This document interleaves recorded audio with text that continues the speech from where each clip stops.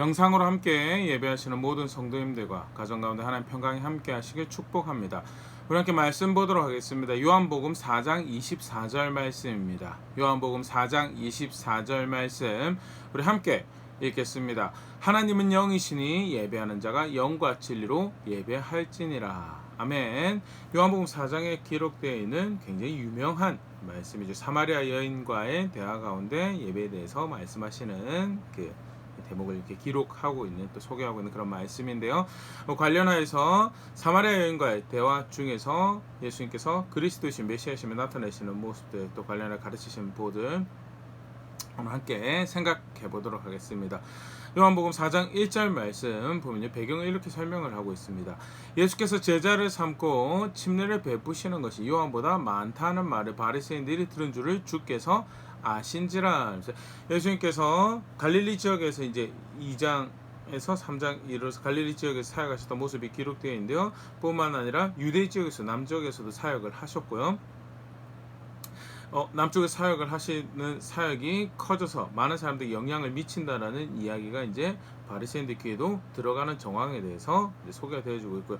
이제 뭐 다른 복음서도 그렇지만 반복적으로 계속 예수님하고 이제 갈등이 발생을 하죠. 바리새인들하고 예수님께서 요한복음 4장의 경우에는 이제 그 갈등을 두려워하신 것은 아니지만 이제 피하시고자 하여서 이제 그 장소를 다시 북쪽으로 올라가시는, 그래서 유다에서 하시던 사역을 마무리를 하시고 이제 북쪽으로 올라가시는 그런 여정 가운데 있음을 소개를 하고 있고, 그 다음에 그 올라가시는 루트를 길을 선택을 할 때 사마리아를 가로질러서 가는 것을 선택을 하였다라고 성경에 소개를 하고 있습니다. 사마리아가 사실 이제 우리 굉장히 익숙한 이름이죠. 이름의 유래는 열왕기상 16장 24절. 그가 은 2달란트로 세멜에서 사마리아 산을 사고 그 산 위에 성읍을 건축하고 그 건축한 성읍의 이름을 그 산 주인이었던 세멜의 이름을 따서 사마리아라 일컬었더라. 오므리 왕조, 아합의 아버지 오므리 왕조가 이제 사마리아 중심으로 나라를 키워갈 때, 이스라엘 북이스라엘 키워갈 때 오므리가 세멜이라는 사람의 이 토지를 구입을 하였고 도시를 구입을 하였고, 그래서 그것을 사마리아 이름에서 거기서 수도를 세우게 되는 것이 사마리아 이름의 유래가 되고요. 북이스라엘의 수도를 사마리아라고 부르기도 하고 이 사마리아 이름 따서 전체 북이스라엘을 사마리아라는 이름으로 부르기도 했는데요. 이제 신약에 와서 사마리아라는 사람을 일컫는 때 조금 이제 다른 누앙스가 포함이 되는데, 그 배경이 되는 사건이 1차적으로는 열왕기하 17장 34절이죠.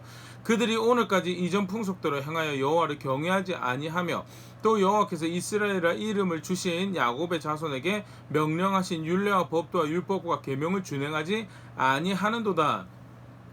아수르에서 북이스라엘 멸망당하고 난 다음에 아수르 왕이 북이스라엘 사람들을 흩고 또 남아있는 사람들을 이제 중화하는, 아수르의 사람들을 만드는 작업이죠.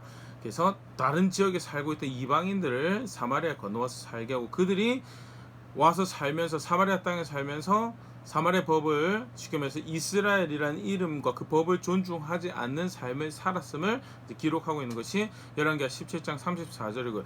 그 관계 가운데, 그 토양 가운데, 그 문화 가운데 그 후손들이 만들어지게 되고, 그게 신약에서 사마리아 사람이라고 부르게 되어지는, 본인들이 볼 때 부정한 사람들, 정통 유대인에서는 거리가 먼 혼혈 민족이고, 그 단순히 혈통으로 혼혈뿐만 아니라 신앙에서도 이제 혼합이 발생한 그릇된 신앙을 가지고 있었던 사람을 이제 칭하는 표현이 이제 예수님 당시에 사마리아인들이죠. 근데 더불어서 그러한 이제 그 안 좋은 유대인들과의 관계를 만들게 된 또 다른 사건이 느헤미야 당시에요. 느헤미야가 이 페르시아에서 돌아와서 이제 성을 짓습니다. 예루살렘 성을 짓는데 그 성 짓는 것을 반대했던 대표적인 세력 중에 하나가 사마리아가 또 이제 포함이 되는 것을, 느헤미야 4장 2절 같은 경우에 자기 형제들과 산발랏이라는 사람이 이제 연설을 하는 건데요. 대적하는 대표적인 사람이었죠. 자기 형제들과 사마리아 군대 앞에서 일러 말하되 이 미약한 유다 사람들이 하는 일이 무엇인가? 스스로 견고하게 하려는가? 제사를 드리려는가? 하루에 일을 마치려는가? 불탄 돌을 흙 무더기에서 다시 일으키려는가? 하고 이제 비방하고 조롱하고 하는 대목에서 그가 누구랑 무리를 만들고 있었는가라고 할 때 사마리아 군대라는, 사마리아 사람들이 유다 사람들이 예루살렘 성을 세우고 성벽을 짓고 하는 그 일의 방해자로 등장을 하고 있다라는 것. 사실 뭐 정치적인 입장을 생각해 보면 이제 아수르에 의해서 옮겨져 온 사람들을 그에서 만들어진 문화와 거기서 이제 흔히 말하는 세력을 가지고 있던 사람들이죠. 기존의 예루살렘 다시 힘을 가져서 자기들의 입지가 좁아지는 것을 원하지 않았을 것이고요. 그런 측면에서 방해를 했다라는 것은 정치적인 입장에서 생각을 해볼 수 있지만 사실 하나님 백성의 후예로서 마땅히 가져야 될 생각을 가지지 않고 자기 욕심 따라 그릇된 선택을 만들었던 혼합적인 신앙의 색깔을 그러면서도 스스로는 그 땅의 주인이라고 생각했던 이제 그런 모습들 또 그렇게 반목하고 갈등을 만들었던 모습들이 예수님 당시에는 이제 사마리아 사람이라고 부르는 것 자체가 욕설이 되어버린 비속어가 되어버린 아까 예수님께서 유다에서 갈릴리로 올라가실 때 루트를 사마리아로 가로지르는 이 루트를 사용하셨다고 하는데요. 이제 북쪽에 조금 더 로마화된 사람들은 이제 그런 사마리아 땅을 지나가는 것도 개의치 않고 했다라고 합니다. 그게 사실 좀 더 짧은 루트고요.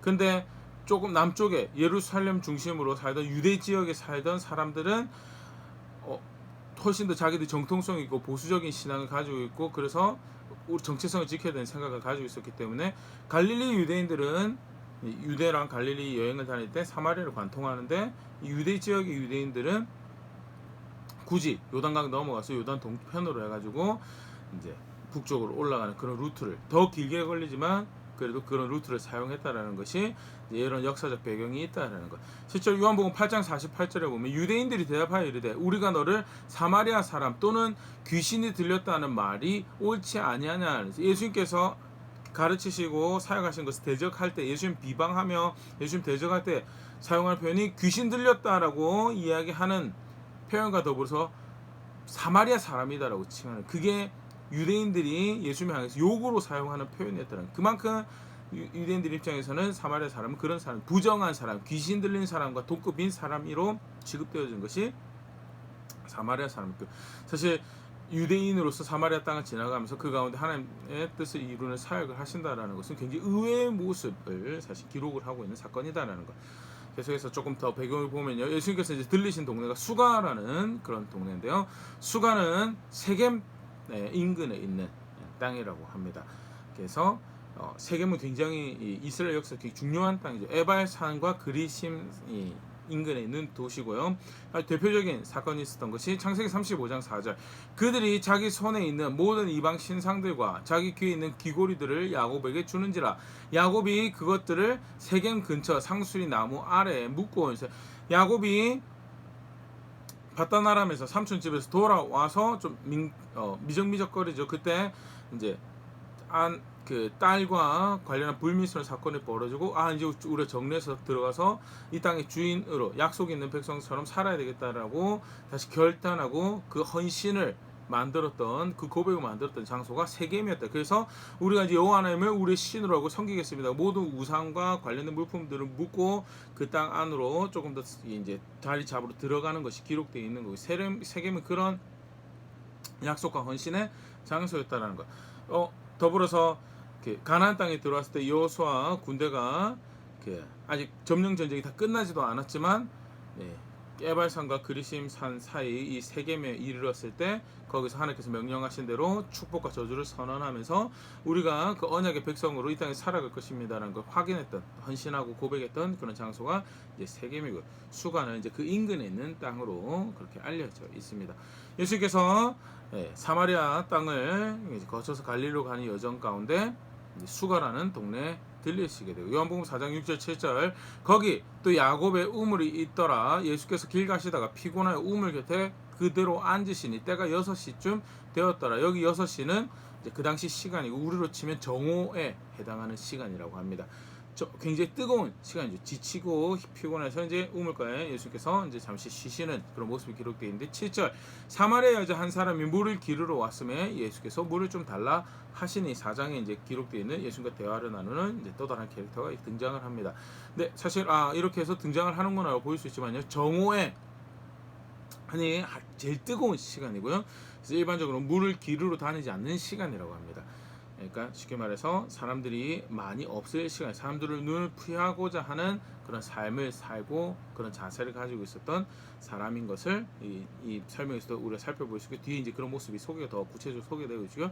더불어서 여자가 혼자서 물을 기르러 나오는 것도 굉장히 이제 드문, 그 당시 문화에서 드문 모습이고, 이런 모든 정황이 사람의 눈을 피하고자 하는 이 여자의 모습을 이제 보일 수 있으며, 그렇게 이제 떳떳하지 못한 삶을 살고 있는 여성에 이제 등장을 합니다. 예수님이 이 여성과 이제 대화를 합니다. 이제 쉽게 말해서 이제 말을 걸어서 대화를 이제 시작하죠. 나에게 물을 좀 달라라고 예수님께서 말씀하실 때, 여자가 우리 좀 전에 살펴봤죠. 유대인하고 사마리아 사람하고 관계가 별로 그렇게 좋지 않다라는, 귀신 들리는 사람, 미친 사람하고 동급으로 취급되어지는 것이 사마리아 사람이었고요. 사마리아 여자 입장에서 유대 남자가 자기에게 물을 달라고 해요. 사마리아 사람이 쓰는 그릇은 다시 잡으려고도 하지 않았다는 것이 당시에 이제 흔히 말하는 정통적 유대인들의 이 거룩함을 또는 깨끗함을 유지하는 자세였다라고 하는데요. 그런 유대인이 자기에게 물을 달라고 했을 때 처음에 좀 비꼬는 그런 표현으로, 나는 사마리아 여성인데 유대인이 나와 상종하려고 하는 것이 무슨 일입니까? 라고 할 때 예수님께서 이제 그때 이 여자랑 이제 대화를 이어가죠. 물을 달라고 하는 이가 누구인지 네가 알았으면 오히려 나에게 물을 달라고 했을 것이다 라고. 여자 입장에서는 손님으로 왔고 아무것도 없는데 물을 준다라고 하니까 무슨 말입니까? 라면서 당신 물을 기를 도구도 있지 않고 이 수가라는 도시에 지금도 이제 이 도시가 있다라고 합니다. 지금은 이 수원지가 있는 지역이라서요. 전통적으로 아주 이제 굳건하게 이렇게 이 수가라는 지역으로 인식이 되어진 도시가 있는데, 지금도 우물 깊이가 한 30m 정도 된다라고 이야기를 하는데요. 30m나 되는 우물을 기르려면 도구가 필요하겠죠. 근데 이 유대인 남성이 자기가 물을 주겠다는데 손님으로 와서 어떤 도구도 가지고 있는 걸로 보이지 않고, 더불어서 이 사마리아 여자 표현이 그렇습니다. 이 우물을 판 사람, 우리 위대한 조상인 야곱이 팠다라고, 아까 야곱의 우물이라고 그런 별명이 이제 소개가 되었죠. 야곱이 팠다라고 알려져 있는데 당신은 야곱보다 더 뛰어난 사람입니까? 라고, 누구시고 어떻게 내게 그 물을, 당신이 말한 물을 줄 수 있다라고 합니까? 라고 할 때 예수님께서 이제 메시아이신 것을, 스스로 그리스도인 것을 이제 이런 표현으로 소개를 하시죠. 요한복음 4장 13절 14절. 예수께서 대답하여 이르시되 이 물을 마시는 자마다 다시 목마르려니와 내가 주는 물을 마시는 자는 영원히 목마르지 아니하리니 내가 주는 물은 그 속에서 영생하도록 솟아나는 샘물이 되리라.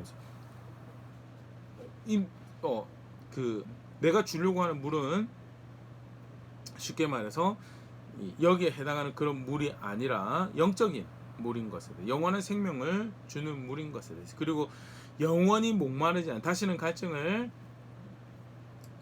갈증으로 고통받고 어려워하지 않아도, 사실 이제 이 여성이 이 떼약볕에 이렇게 나와서 사람들 눈을 피해서 이렇게 수고하는 것은 갈증이 있고 목마름이, 그 삶에 갈증이 있고 목마름이 있는 거죠. 근데 예수님께서 나는 그 갈증을, 그 목마름을 채워줄 수 있는 구원자가 된다. 영원히 목마르지 않는, 영생하는 물을 줄 수 있는 그런 구원자, 메시아가 된다는 것을 이제 소개를 하죠. 그때 이제 여자가 그 물 나에게 주십시오라고, 당신이 주시겠다고, 주실 수 있는 분이라면 나에게 주십시오라고 그런 이야기를 하게 될 때 이제 그 다음 대화가 쭉 이어지죠.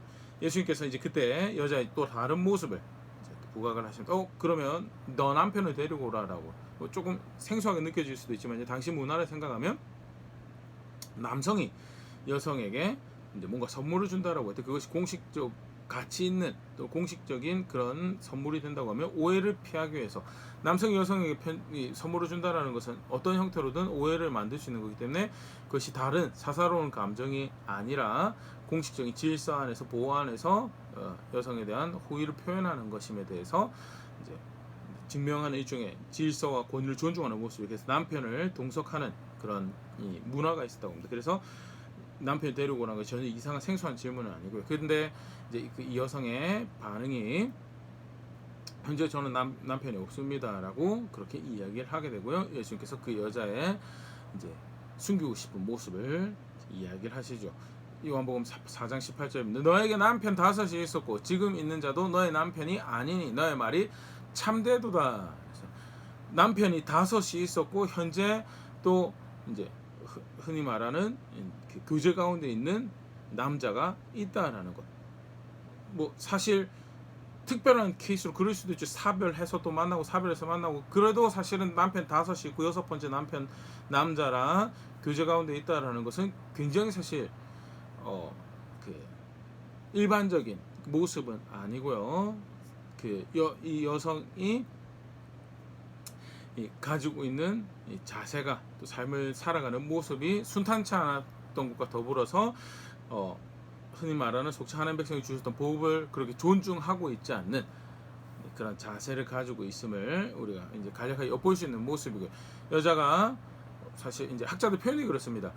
예수님께서 그렇게 이야기를 했을 때 일반적인 경우라면 이제 대꾸도 안 하고 이제 그 자리에서 예수님께 등 돌리고 떠나갔을 만한 그런 수치스럽고 부끄러운 모습이 이제 떠올려졌는데 이제 그것이 예수님을 통해서 이야기 되어졌음에도 불구하고 예수님하고 계속 대화를 이어가는 그런 모습에서 이 여성이 그러한 일에 대해서 마음 자체가 이미 완고해져 있는, 굳어져 있는, 이미 이제 사람들에 의해서 그런 것들이 많이 부각이 되어졌고 그런 상태에서 자신의 삶을 바꾸거나 교체하고 싶지는 않고 이제 그런 삶의 자세를 취하며 살아왔던 것이 이제 굳어져 있는 그런 여성의 모습을 이제 또 간접적으로 보일 수 있는 그런 대목이라고 그렇게 표현을 하기도 하는데요. 내 이 사생활에 속속들이 아는 걸로 보니까 당신은 선지자인 것 같습니다라고 이야기를 하면서 은근히 이제 선지자라는 것을 핑계로 해서 대화를 이제 화제를 전환을 하죠. 어떻게 화제를 전환하는가라고 할 때 이 사마리아 사람들하고 유대 사람의 뿌리 깊은 이 종교적 이슈를 하나 끄집어냅니다. 그래서 만약 유대인이라고 진짜 유대인이고 또 이 하나님에 대한 열정을 가지고 있다라고 한다면 절대 이 주제를 그냥 지나가지 않을 거라는 주제죠. 우리는 사마리아 사람들은 이 산에서 여기서 이 산은 아까 세겜이라고 한 땅이 에발산하고 그리심 사이에 있는데요. 이 산에서는 그리심산을 지칭하는 겁니다. 그리심산에서 우리는 제사하는데 요한복음 4장 20절이죠. 우리 조상들은 이 산에서 예배하였는데 당신들의 말은 예배할 곳이 예루살렘에 있다 하더이다. 유대인 아까도 잠깐 얘기 드렸지만 유대인들하고 사마리아 사람들하고 관계가 별로 안 좋았어요. 그래서 중간기 역사 같은 경우에는 사마리아 사람들이 그 그리심산에 성전을 짓습니다. 그래서 그 유대에서 세워진 성전을 부정하는 그런 이해죠. 그러면서 이 정통성을 부여하기를 모세가 하나님께서 모세에게 주셨던 말씀에 신명기 20장 4절이 이제 대표적인 건데 너희가 요단을 건너거든 내가 오늘 너에게 명령하는 이 돌들을 에발산에 세우고 그 위에 석회를 바를 것이면서 에발산에 제단을 세우라는 하나님께서 명령을 하신 것이고 그 제단을 쌓는 이 목적에는 이제 그 에발산과 그리심 산에서 하는 말씀을 선포하는 것으로 선언하는 것으로 헌신하고 언약을 상기하는 그런 시간을 가지는 이런 모습으로 하나님께서 명령하신 대목이 있습니다. 그런데 그걸 이제 우리가 여기 제단을 쌓는 정통성에 대한 이 근거로 이야기를 하고 저주를 이야기했던 에발산보다는 사마리아 사람들은 그리심산에 제단을 쌓아서 제사를 하면 이것이 모세의 말을 따르는 하나님 받으실 만한 제사를 드리는 예배를 하는 그런 제단이 되고 성전이 될 것이라고 해서 중간기에 그리심산에 성전을 쌓게 되죠. 이제 아까도 얘기했듯 예루살렘 성전을 대적하는 성전을 짓습니다. 하스모니안 왕조라고요. 이제 그 페르시아 또 헬라에 이어서 계속 그 식민지를 살다가 잠깐 독립을 한 시기가 있었어요. 근데 이 유대에서 정권을 잡고 하스모니안 왕조가 세웠을 때 하스모니안 왕조에서 한 일이 그 사마리아에 있는 성전을 그리심산에 있는 성전을 파괴를 해버리는 정통성이 없는 거라고 부정한 거라고 파괴를 해버리는 그런 일이 있었고 사실 굉장히 서로 싫어하겠죠. 이러한 관계 가운데 이 역사적 배경 가운데 케케무 일종의 쉽게 말해서 이 오래된 종교적 이해에 뭐가 더 정통적 뭐가 하나님 받으실 만한 예배를 하는가에 대한 이 이슈에 대해서 예수님께 질문을 던집니다. 아까도 얘기 드렸던 것처럼 이 화제 전환적인 측면이죠. 부끄러운 일에 대해서 부정적인 삶에 대해서 살았던 거에 대해서 종교적인 이슈로 이제 화제 전환을 하는데 예수님께서 관련하여서 답을 주시죠. 요한복음 4장 21절부터 24절 말씀 보면 예수께서 이르시되 여자여 내 말을 믿으라. 이 산에서도 말고 예루살렘에서도 말고 너희가 아버지께 예배할 때가 이르리라 하면서 장소가 아니라 더 기쁘시게 하나님께서 받으실 만한 예배를 드리는 때가 곧 올 것이다 라는 이야기를 하죠. 사실 유대인들 입장에서 사마리아 그 구약의 배경의 사람들의 입장에서 장소를 뛰어넘는 예배를 드린다는 것은 굉장히 생소한 개념이죠.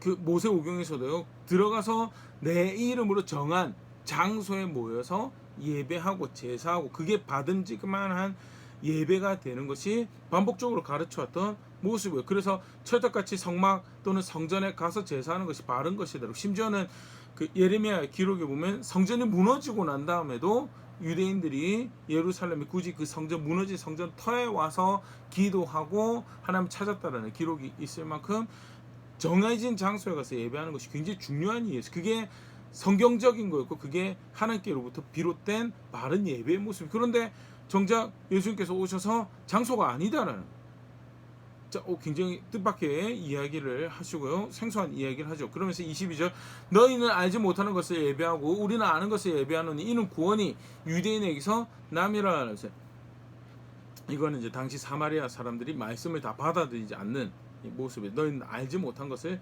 예배한다. 잠깐 얘기 드렸죠. 모세가 가르친 것을 정통성으로 이야기를 하면서 세겜 또는 사마리아 지역에 대한 정통성을 부여하는 그런 시도들을 했었기 때문에 다른 선지서들을 받아들이지 않고요. 모세 오경만 정통성 있는 경전으로 받아들였던 것이 사마리아 사람들의 이해였고요. 그래서 나머지 하나님 계시나 말씀을 받아들이지 않는 자세에 대해서 알지 못하는 것을 예배한다라고 예수님께서 이야기를 하시고, 유대인들은 그 계시를 받아들여서 아는 것을 예배한다라고 하지만 실상 이제 유대인들의 모습은 이제 정작 말씀 받아들인다고 하면서 말씀을 받아들이지 않아서 예수는 거절하는 그런 상태에 있죠. 그러면서 구원이 유대인에게서 남이다라는 말은요, 결국 이 지금 예배에 관해서 말씀하신 이것이 결국 무엇을 이야기하는 것인지 다시 한 번 더 구원과 관련된 이야기죠. 장소를 떠나서 바르게 예배하는 예배에 대해서 이야기한다는 건 결국 예수 그리스도를 통해서 드려지는 예배를 이야기를 하는 거고요. 그때 그 예배는 구원의 결과물로서 존재하게 되는 하나님의 백성의 마땅한 모습으로서 예배를 이야기를 하게 되는 거죠. 그리고 실제로 그 받음직한 예배는 이제 그 다음 계속 설명이 됩니다. 23절 아버지께 참되게 예배하는 자들은 영과 진리로 예배할 때가 오나니 곧 이때라. 아버지께서는 자기에게 이렇게 예배하는 자들을 찾으시느니라. 사실 이제 이 전체 문맥 안에서 보면요, 굉장히 흥미로운 예수님의 대답. 이 여자가 사실은 도덕적으로 바르지 않는 삶을 살아가고 있었고 그것에 만연히 익숙해져 있는 그런 자세를 이제 보여주죠. 그런데 그런 상황에서 자기가 좀 그 삶에 대한 이야기가 불편해지는 가운데 화제를 전환해서 조금 더 영적이고 조금 더 그럴싸한 선지자랑 대화할 만한 종교적 이슈를 끄집어 들어온 거예요. 그런데 사실은 실상은 영적인 것 같고 그게 종교적인, 그게 하나님에 관련된 뭔가 열정을 가지고 있는 어떤 신앙적인 자세인 것을 표방하는 것 같지만 실제는 영으로 진리를 따라 예배하는 것이 그게 하나님께서 찾으시는 예배하는 모습이다라는 거예요. 도덕적으로 그런 엉망의 삶을 살면서 어디 산에서 예배하면 받으실 만한 예배를 드리는 걸까 이야기하는 것으로 자기의 종교적인 모습을 치장하려고 하는 그거 참된 예배가 아니고, 정말 구원하신 하나님을 알고 그 구원의 은혜에 감격하여서 마땅히 언약 백성으로서 예배하는 자리는 어떤 것이냐, 영과 진리로 예배. 그래서 사실 문맥상에서 볼 때 그 학자들마다 의견이 조금 있습니다. 근데 이런 문맥으로 볼 때 저는 이 영은 대문자에스로 이해하는 것보다는 소문자에스로 보는 것이 영적인 예배를 이야기해요. 특히 이제 그 다음 절이 그걸 더 보강을 하는데요, 강화를 하는데 24절 하나님이 영이시니 예배하는 자가 영과 진리로 예배할지는, 예수님께서 하나님이 영이시다는 물리적이고 그래서 어떤 공간에 갇혀 계시고 장소에 갇혀 계시고 장소에 갇혀 있는 것으로만 끝나는, 그래서 거기서 어떻게든 잘 보이면 그가 은총을 내려주시고 복을 내려주시고 그렇게 하나님 이용해 먹는 그런 존재가 아니고 영이시고 살아계셔서 어느 곳에서나 계시면 어느 곳에서 영광을 받으시는 분이시고, 반대로 그를 사랑한다고 하는 고백, 그를 존중한다는 고백은 그 장소, 갇혀진 장소에 한계되어진 장소에만 해당하는 것이 아니고 삶의 전반에 걸쳐서 드려지는 고백이어야 된다라는 것이 사실은 이제 문맥 안에서 특별히 하나님 영이시다라는 것을 언급하면서 그가 받으시는 예배가 장소와 그 어떤 그 시스템 안에 갇혀 계시지 않는다라는 그런 모습을 분명히 이제 보여주죠. 그러면서 다시 분명 확인하는 영과 진리로 예배하는 것. 그렇기 때문에 아까도 이야기한 것처럼 여기서 영은 자신의 사람의 마음의 자세를 이야기하는 거. 1차적으로 마음의 자세, 삶을 살아가는 내 깊은 내 속내, 내 자세. 실제로는 삶에서 그걸 존중하지 않죠. 이 특별히 대화에서 여자는 삶에서 그걸 존중하지 않아요. 그래서 남편이 5 남자는 이미 자신을 거쳤고 6번째 남자를 또 교제하고 있는데 그것도 지금 현재로서는 내 남편이 아닙니다라고 하는데 쉽게 말해서 바른 자세가 아닌 삶을 살아가고 있죠. 그건 절대 하나님을 존중하는 경외하는 모습이 아니다라고요.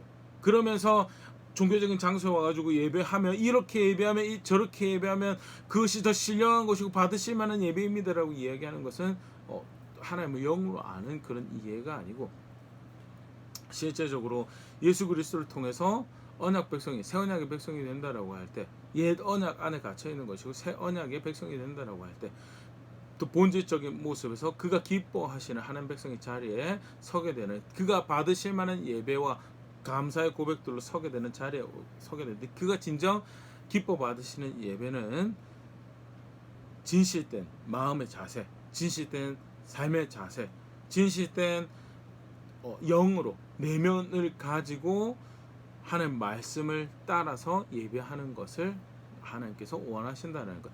문맥 안에서 가지는 의미 간략하게 우리가 봤고요. 또 우리가 적용해 보신 모습도 분명히 있죠.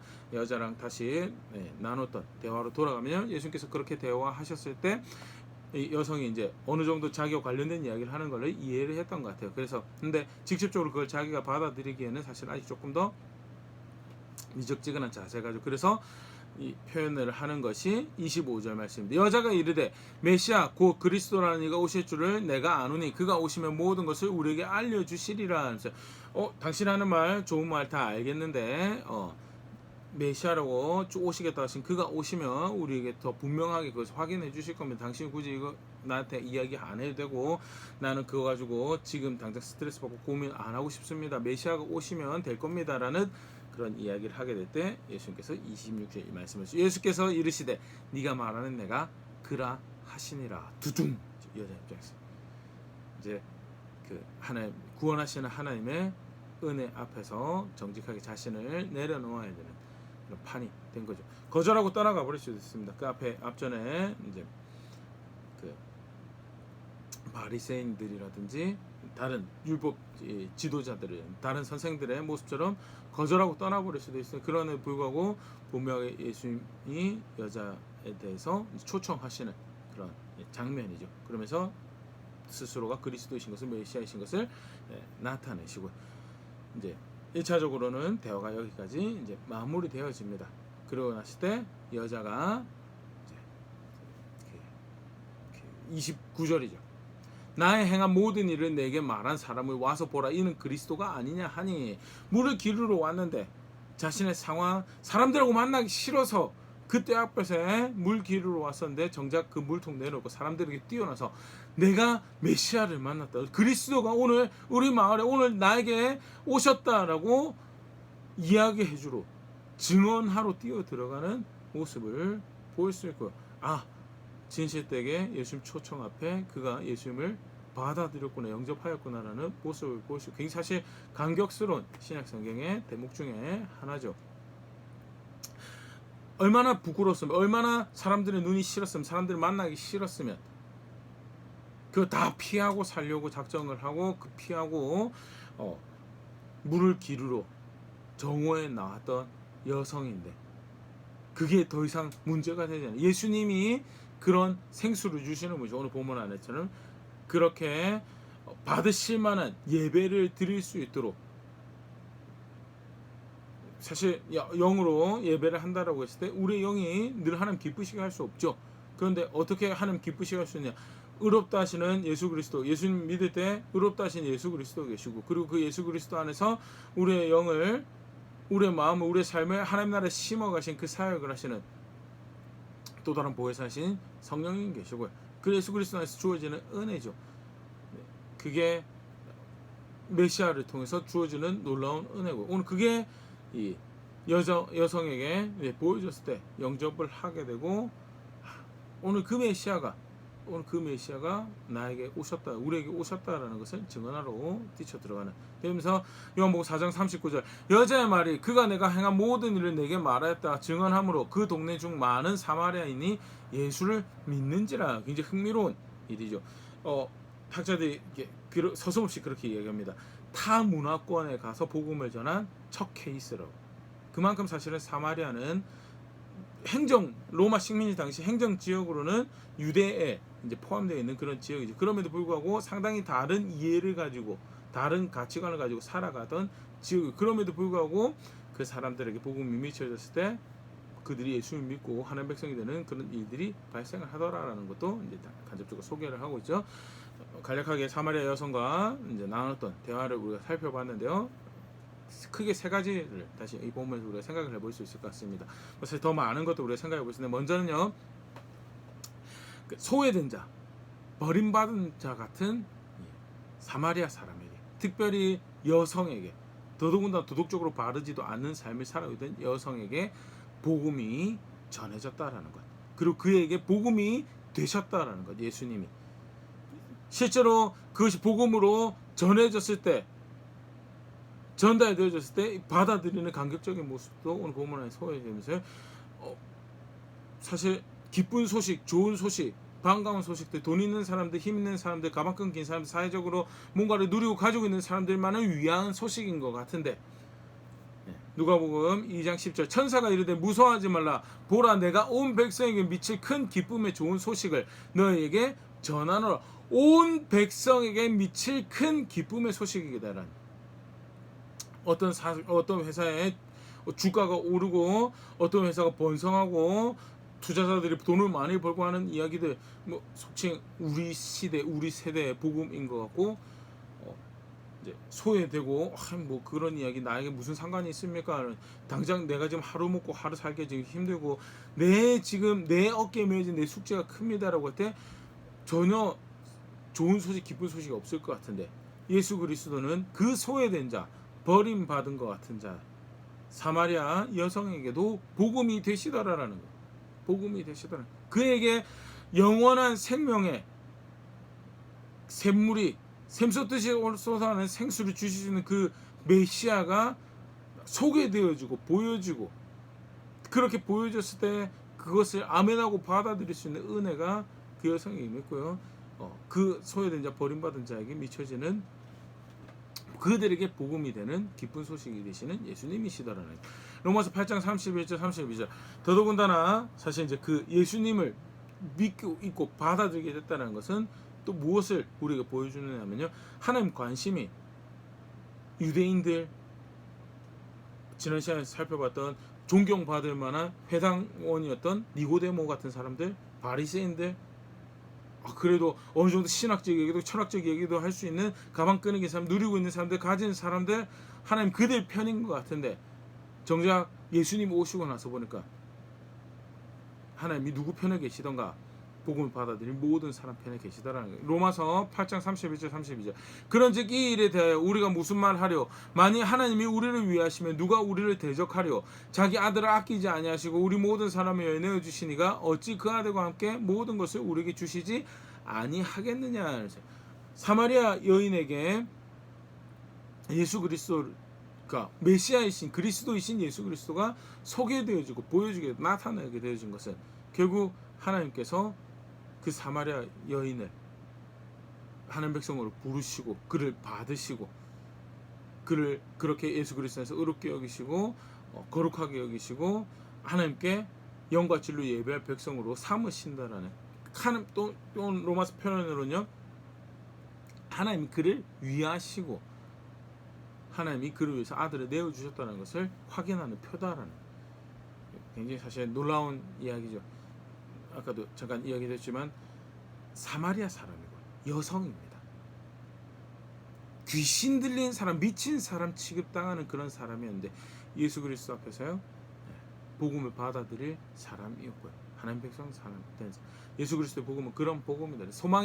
모든 소망이 끊어지고 모든 기뻐할 일이 끊어진 상황 가운데 예수 그리스도의 복음은 기뻐할 일이도 감격할 일이도 감사의 제목이 된다는 것.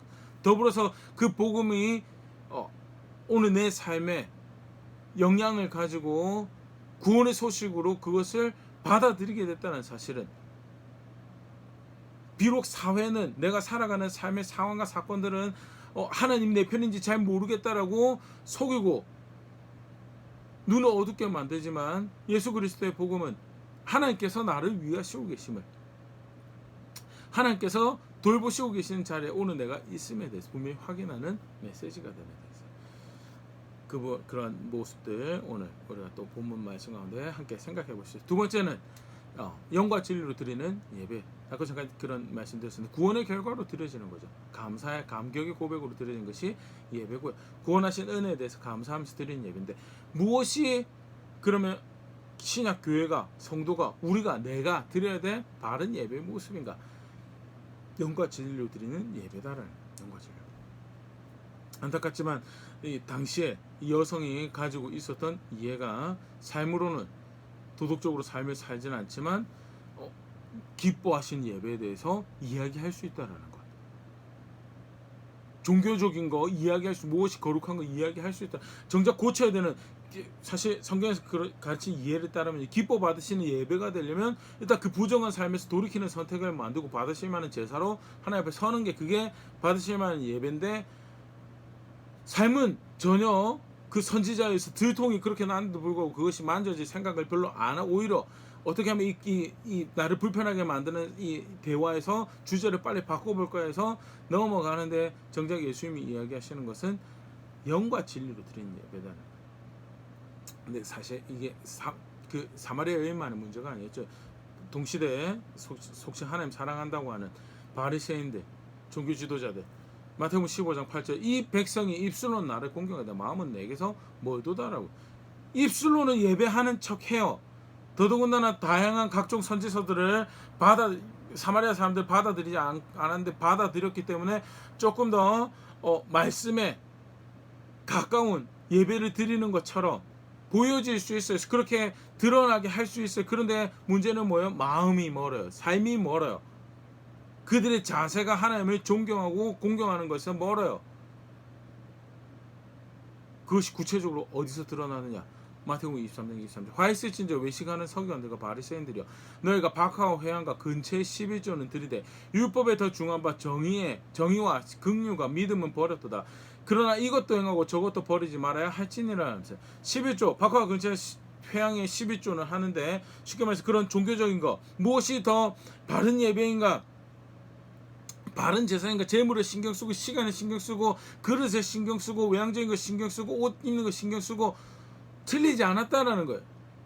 그렇게 겉으로 드러나는 거, 실제로 내면이 바르다면 그것을 바르게 담을 수 있는 하나님 말씀을 따라서 하는 거 해야 된다는 거, 그거 버리라고 이야기하시는 거 절대 아니어서 그거 하는데, 근데 실제로 그게 중요하다면 받으실 만한 예배들이 더 버리지 말아야 다른 것도 있다는, 그게 뭐죠? 정의와 긍휼과 믿음, 하나님 말씀을 따라서 살아가는 정의와 긍휼과 믿음의 삶을 버렸다라는. 마음이 뭔 거예요? 어디서 표가 나냐면요, 하나님 말씀 버리는 거예요. 그리고 사마리아 여인의 경우에도 마찬가지로 삶에서 하나님 말씀 버려서 그것이 부끄러운 것인 것을 알매도 불구하고 돌이키려고 하는, 거기서 돌아서려고 하는 자세는 없었던 것에 대해서. 영과 진리로 드린 예배요. 사실 이제 이 본문에서 이야기하는, 여기서 출발을 해야 되겠죠. 신학적으로 성령으로 드린 예배 맞습니다. 신학적으로 말씀에 따라하는 예배 맞고요. 근데 문맥 안에서 영과 진리로 드리는 예배를 예수님께서 말씀하시되 진짜 감사하고 진짜 존중하고 진짜 그 구원의 은혜를 알고 기뻐하는, 더 이상 그래서 옛 언약에 얽매이지 않고 그리스도 안에서 자유함으로 드리는 예배 방종으로 가는 게 아니고요.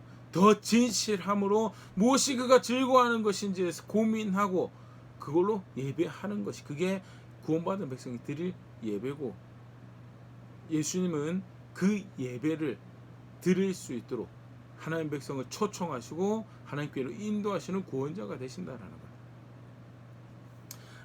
한번 돌아볼 수 있으면 교회로 성도로 드려야 될 예배가 있습니다. 근데 무엇이 바른 예배인가에 대해서, 그것은 영과 진리로 드리는 예배다는, 영과 진리, 진실하다면, 바르다면 하나님 말씀 따라 예배하는 것인데, 그것은 장소에 국한된 게 아니고 시간에 국한된 게 아니고 영이신 하나님이 존중되어지고 공경받고 그가 인정받아야 될 구원의 주가 되심을 고백하는 예배여야 되고, 그런 측면에 사실은 로마서 12장 1절에서 이야기하는 예배랑 별반 다르지 않는 삶으로 거룩한 영적인 예배를 드리는 거랑 크게 다르지 않는 예배를 말씀하시는 대목인 것을 다시 분명히 보일 수 있죠. 이런 중요한 교훈에 대해서, 먼저는 예수 그리스도가 소외된 자, 가난한 자, 버림받은 자들에게도 기쁜 소식이 되시는, 더더군다나 그를 안다라는 사실 자체, 그 복음을 안다라는 사실, 하나님이 우리를 위하고 있음을 확인하는, 벌어진 듯한 자리에서도 하나님이 우리를 위하고 있는 그 사실을 확인하는 중요한 사실이 된다라는 것, 감사의 제목이 되고, 그런 부분도 함께 생각해 보셨다면, 두 번째는요, 교회로서, 성도로서 예수 그리스도를 아는, 그 메시아를 아는 자로서 어떤 예배를 드리는 것이 바른 모습인가, 오늘 또 말씀 앞에 생각해 보셨으면 좋을 것 같고요. 세 번째로, 아까 잠깐 그런 얘기 드렸는데, 굉장히 간격스러운, 신약성에 굉장히 간격스러운 복음을 받아들인 백성의 모습이죠. 자연스럽게 그 복음을 증언하러 나아갑니다. 자연 발생적인 프로그램에 짜여가지고 뛰고 전도 들고 나가는 복음 전도가 아니고요. 복음을 나누는 게, 자랑할 만한 은혜를 나누는 것이 아니고요. 감격할 만한, 기뻐할 만한, 감사할 만한 제목을 받아 예수 그리스도를 아는, 그 감격할 만한 제목이, 감사할 제목이, 나누어야 될 은혜가 생긴 거야. 뛰어 들어가서 나누죠. 너 우리 피하려고 도망다니던 애 아니었냐? 부정해서 사람들 제대로 안 만나려고, 안 마주치려고 수고하던 애 아니? 그가 그렇게 뛰어들어서, 그게 예수 그리스도 아는, 감격하는 모습이고요. 우리가 또다시 생각해 볼 수 있는 예거를 제공하죠. 예수 그리스도를 안다라는 것은요, 그런 은혜를 나누는 자리에 살아간다라는, 나를 사랑하시고 나를 위하시고 나의 기쁨이 되고 내 소망이 되시고, 그거 하나에만 그 몰두해 있다면요, 이제 복음을 반만 이해한 모습이라고밖에 할 수가 없죠. 교회 역사에서도 성경에서도 복음을 자랑할 만한 은혜를 아는, 나눌 만한 은혜를 안 우리의 선배들은, 교회는, 성도는 어떻게 해서든 그것을 나누려고 하는 자리에 있을 때, 사마리아 여성 멀리 나가지 않았어요. 자기 동네 사람들, 자기 이웃에 있는 사람들하고 나눴죠.